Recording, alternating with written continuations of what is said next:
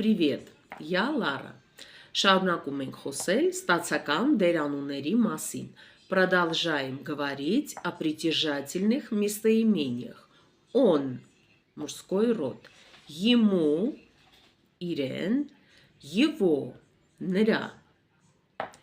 Ему позвонил брат, իրեն զանգել է եղբայրը. Это его машина, са իր մեքենան է, женский род, машина. Это его автомобиль, мужской род, автомобиль. Это его место, да իր տեղն է. Это его место. Это его